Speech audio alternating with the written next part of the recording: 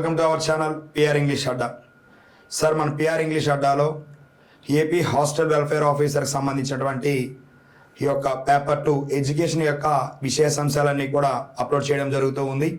So అదేవిధముగా paper 2కి సంబంధించి మనం ప్రతిరోజు కూడా 6:30 ఈవినింగ్ 6:30కి సో లైవ్ సెషన్స్ కూడా నిర్వహిస్తూ ఉన్నాం. సో అభ్యర్థులు గమనించగలరు.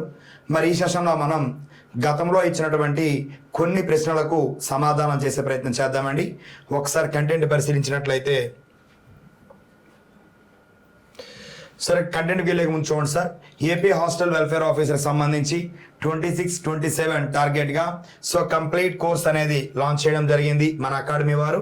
So paper 1 general studies mental ability, paper 2 education paper రెండింటినీ కూడా 1,999కి 1 year వ్యాలిడిటీతో మన అకాడమీ వారు లాంచ్ చేశారండి. సో ఏమైనా సందేహాలు ఉన్నట్లయితే 8978207525 అనే నెంబర్కి మీరు కాంటాక్ట్ అయినట్లయితే సో మా టీం అనేది రెస్పాండ్ అవుతుందండి. సో నెక్స్ట్ మనం గమనించినట్లయితే సో ఫస్ట్ వన్ సార్ మనకు అడుగుతా ఉన్నాడు గెస్టాల్ట్ అంటే ఏమిటి. వాస్తవానికి గెస్టాల్ట్ అనే పదం ఏ భాషకు చెందినది అంటే జర్మనీ భాషకు చెందినదండి. ఏ భాషకు? జర్మన్ భాషకు చెందినటువంటిది. ఆ యొక్క జర్మన్ భాషలో గెస్టాల్ట్ అంటే అర్థం ఏమిటి అంటున్నాడు, వ్యక్తి ఆకృతీకరణ ప్రక్రియ అభ్యసనము. గెస్టాల్ట్ అంటే అర్థం ఏమిటంటే సమగ్రముగా లేదా ఆకృతి లేదా మొత్తము అని అర్థం అండి. సో ఇప్పుడు వీటికి సంబంధించినట్లయితే ఆన్సర్ ఏమవుతుందంటే ఎస్, ఆకృతీకరణ అవుతుంది. గమనించాలి, మొత్తము, సమగ్రముగా, ఆకృతి అనే పదములు ఉపయోగించవలసి ఉంటుంది గెస్టాల్ట్. ఓకేనండి. ఈ గెస్టాల్ట్ వాదానికి చెందినటువంటి వాళ్ళే సో మనకు గమనించినట్లయితే గెస్టాల్ట్ వాదానికి చెందినటువంటి వ్యక్తులు మనకి వర్ధీమర్, కోహిలర్ వంటివారండి, కోఫ్కా వంటివారంతా కూడా సో ఏ వాదానికి చెందినవారంటే గెస్టాల్ట్ వాదానికి చెందినటువంటి వ్యక్తులు. నెక్స్ట్ మనం గమనించినట్లయితే ప్రధానంగా సెకండ్ చూడమ్మా. రాబర్ట్ గాగ్నే ప్రతిపాదించిన అభ్యసన యొక్క వర్గీకరణను ఎలా అంటారన్నాడండి. సరే ఇది వాస్తవానికి ఐసీటీలో భాగంగా ఉంటుంది. మనకి ఐసీటీలు ఇచ్చాడు. రాబర్ట్ గాగ్నే ప్రతిపాదించిన అభ్యసన యొక్క వర్గీకరణ సమస్య సాధన, సంకేత అభ్యసనం, క్రమాగార అభ్యసనము, నియమ అభ్యసనం అంటున్నాడు. ఇది మనము ఆ యొక్క ఐసీటీలో చూసినట్లయితే ఉంటుందన్నమాట. ఓకేనండి. సో ఆన్సర్ ఏమవుతుందంటే క్రమానుగత అభ్యాసము అనేది ఆన్సర్ అవుతుందండి. సో రాబర్ట్ గాగ్నే ప్రతిపాదించిన అభ్యసన యొక్క వర్గీకరణను ఏమని పిలవడం జరుగుతుంది అంటే ఎస్, క్రమానుగత అభ్యసనం అని పిలవడం జరుగుతుంది. ఓకేనండి. నెక్స్ట్ థర్డ్ వన్ చూడండి అమ్మా. అభ్యసించడం పట్ల ప్రేరణ అనేది అంటున్నాడు. సో అభ్యసించడం పట్ల ప్రేరణ అనేది ఒక ధోరణిని కలిగి ఉంటుంది, ఒక సాధనను ఇస్తుంది, ఒక ఆనందం ఇస్తుంది, ఒక నియమము అంటున్నాడండి. సో అభ్యసించడం పట్ల ప్రేరణ అనేది ఎల్లప్పుడూ కూడా ఒక ధోరణి, ఒక ఓరియంటేషన్ అండి. మనం ఎందుకు అభ్యసిస్తాము? సో ఇప్పుడు మనం ఎందుకు చదువుతున్నాం? జాబ్. సో మనం ఎందుకు చదువుతున్నాం? జాబ్. అలానే అంటే ఇక్కడ చదువుతున్నామంటే ఏం చేస్తున్నాం? అభ్యసిస్తున్నాం. సో ఆన్సర్ ఏమవుతుందంటే ఓరియంటేషన్, ఒక ధోరణి. ఓకేనండి. నెక్స్ట్ వన్ మనం గమనించినట్లయితే క్రమానుగతిలో బాహ్య ప్రేరణ అనేది డాష్ అవసరాలతో సమానంగా ఉంటుంది. అయితే అంతర్గత ప్రేరణ అయినటువంటి గౌరవము మరియు వ్యక్తిగత వాస్తవీకరణ అవసరాలతో ఏకీభవిస్తుంది అంటున్నాడు.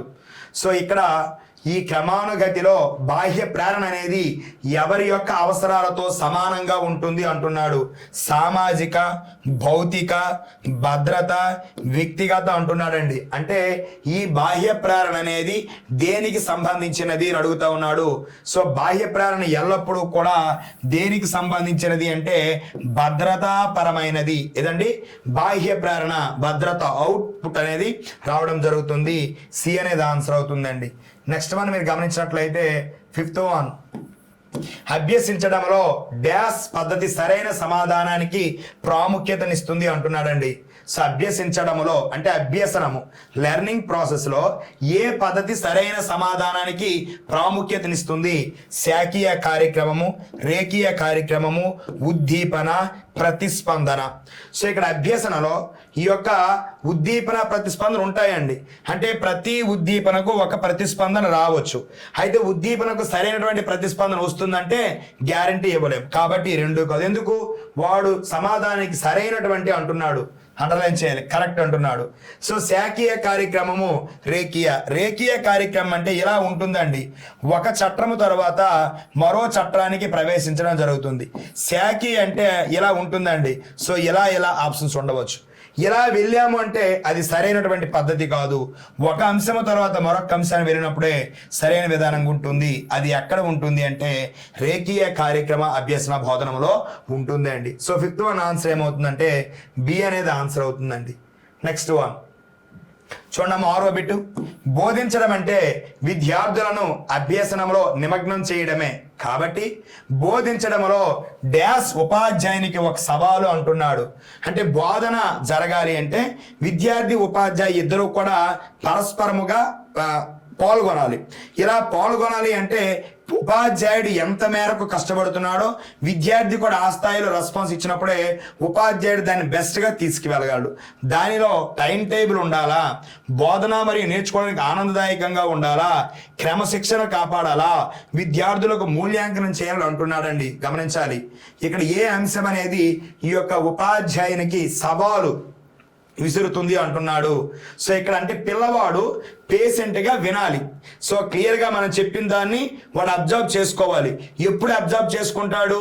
వాడు ఎలా ఉంటే అబ్జర్వ్ చేసుకుంటాడు. ఎస్, క్రమశిక్షణతో ఉన్నప్పుడే, వాడు డిసిప్లైన్గా ఉన్నప్పుడే. కాబట్టి సి అనేది ఆన్సర్ అవుతుందండి. నెక్స్ట్ వన్ 7th వన్ చూడండమ్మా. సామాజిక అభ్యసన సిద్ధాంతం వీరిచే అభివృద్ధి చేయబడింది. Social learning theory.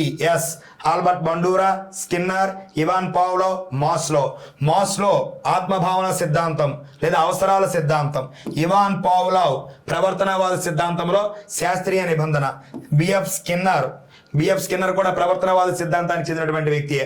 ఓకేనండి. సో ఇక్కడ JB Watson, Ivan Pavlov, EL Thorndike and BF Skinner వీరంతా ప్రవర్తనవాదానికి చెందిన వాళ్ళు.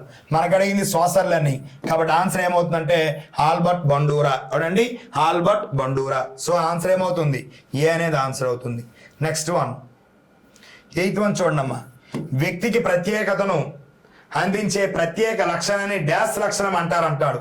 అంటే ప్రత్యేకతను అందించే, ఇప్పుడు సమాజంలో 4 వ్యక్తులు ఉన్నారండి. బట్ ఆ 4 వ్యక్తులలోనే one of the best person అని అంటున్నాము. అంటే అతనికి ఏ లక్షణం ఉంది? ఉపరితల లక్షణమా, కేంద్ర లక్షణమా, ద్వితీయ లక్షణమా, ప్రధానమా అని అడుగుతా ఉన్నాడు.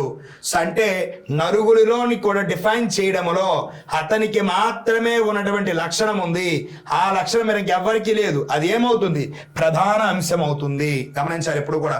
ఉపరితలం అంటే బయటికి వ్యక్తం అయ్యేది, కేంద్రం అంటే అందరికీ ఉంటుంది, ద్వితీయ అంటే సెకండరీ పర్పస్. బట్ ప్రధాన ఒక వ్యక్తిని నా నుండి మీకు వేరు చేయడానికి, మీ నుండి నాకు వేరు చేయడానికి ఉన్నటువంటి ప్రధాన లక్ష్యం అనేది ఉంటుంది. So option D is the right answer అండి. Next one. So 9th one చూడమ్మా.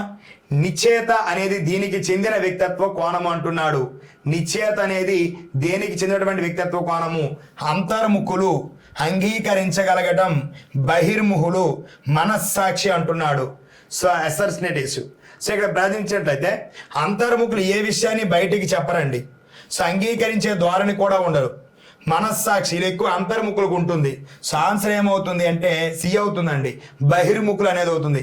నిశ్చయత అనేది ఎవరికి ఉంటుంది అంటే బహిర్ముఖులకు ఉంటుంది. Option C is the right answer. Next one. So 10th one అండి. సో ఇది మూర్తిమత్వ సిద్ధాంతాలకు సంబంధించి వచ్చిన బిట్లండి ఇవన్నీ. సిగ్మండ్ ఫ్రాయిడ్ ప్రకారము ఫాలిక్ దశ ఏ సంవత్సరాల మధ్య ఉండే దశ అంటున్నాడు. సో మన అందరికీ తెలుసు. సో ఇక్కడ ఒకసారి గమనించినట్లయితే మౌఖిక దశ, ఓరల్ స్టేజ్, ఆసన దశ, ఆనల్ స్టేజ్, అదే విధముగా శిశ్న దశ, గుప్త దశ, జననాంగ దశ అంటున్నాం. 0 to 1 ఉంటుంది, 2 to 3 years ఉంటుంది, ఆర్ 4 to 6 లేదా కొన్ని సందర్భాలు ఇదే ఏమంటాడంటే 3 to 6 అని ఇవ్వడం జరుగుతుంది. 6 to 11 to ఆ పైన ఉంటుంది. సో మనకు అడిగింది ఏమిటి? 3 to 6. సో ఇక్కడ ఎందుకు? ఇది ఓరల్ స్టేజ్, ఇది anal stage, phallic stage. So answer ఏమో yes D is the right answer అండి. 3 to 6. చూడండి అమ్మా, ఇక్కడ మనకు ప్రధానంగా ఈ 7 నుండి 8 అనేది మనకు లేదు. సో 1 నుండి 3 సంవత్సరాలు ఉంది, 0 నుండి 2 సంవత్సరాలు ఉంది. కానీ 0 నుండి 1 సంవత్సరం అయితే మనకు ఉంది, అది మౌఖిక దశ, ఆప్షన్స్లో అది లేదు. ఓకేనండి. సో 2 నుండి 3 సంవత్సరాలు ఉంది, మనకు ఆప్షన్లో ఏమీ లేదు, కాబట్టి ఇది కాదు. సో ఇప్పుడు ఆన్సర్ ఏమవుతుంది? డి అవుతుందండి. సో ఇది సిగ్మండ్ ఫ్రాయిడ్ యొక్క సిద్ధాంతాలు 5 దశలని వాడు వివరిస్తాడు మనోలైంగిక వికాస సిద్ధాంతంలో. సాధ్యమైందండి. అదేవిధంగా సిగ్మండ్ ఫ్రాయిడ్ ఇంకేమంటాడంటే ఇడ్డు, ఇగో, సూపర్ ఈగో అని మాట్లాడుతాడు. అదేవిధంగా చేతనము, అచేతనము, ఉపచేతనం అంటాడు. ఇవన్నీ కూడా సో నిర్మితి సిద్ధాంతంలో భాగముగా మన టెక్స్ట్ బుక్ లో మనకి ఇవ్వడం జరిగింది. సో 10th వన్ ఆన్సర్ ఏమవుతుందంటే D is the right answer అండి. ఓకేనండి.